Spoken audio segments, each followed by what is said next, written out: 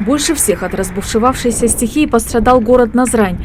Ветер был настолько сильный и порывистый, что в одном из корпусов третьей школы снесло крышу. Повезло. Это был выходной день, и никто не пострадал, говорят в школе.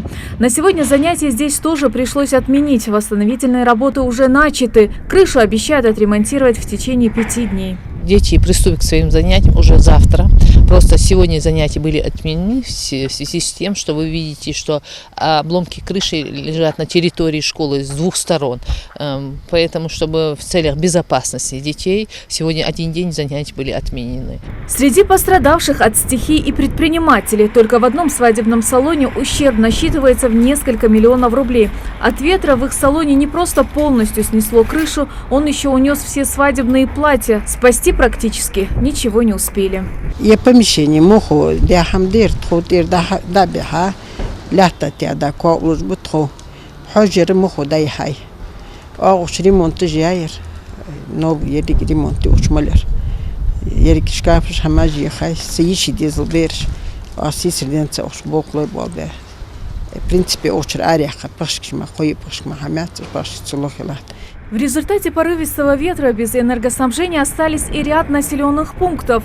Также были повреждены линии электропередач и частные домовладения. Щиты у дорогах повалены, но пострадавших нет. Как утверждает Назрановская администрация, на 90% последствия непогоды уже устранены. МРСК, газовики, все администрации города Назрань, муниципальное образовательное округа, все находились на своих местах и по возможности тут же устраняли все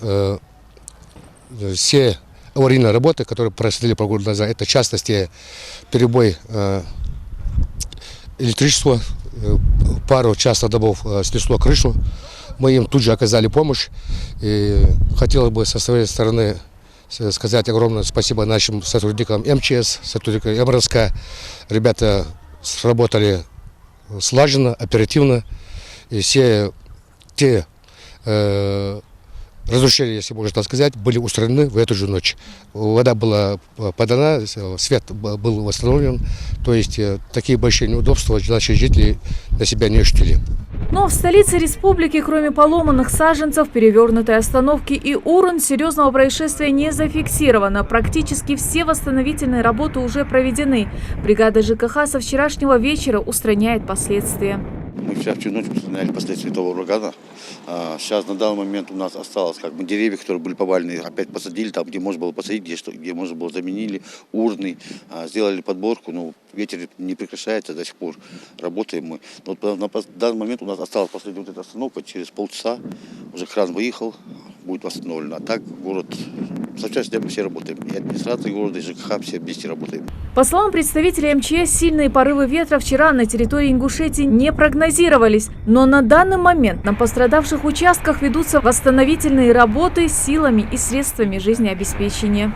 Хочу отметить, что прогноз погоды ежедневно доводится до администрации муниципального образования республики, также до министерств и ведомств, организаций и учреждений.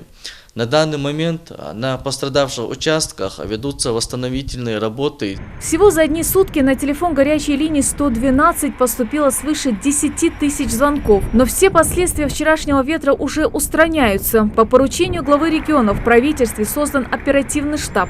Уже сегодня все последствия должны быть устранены. Светлана Томова, Рахман Цуров. Новости 24.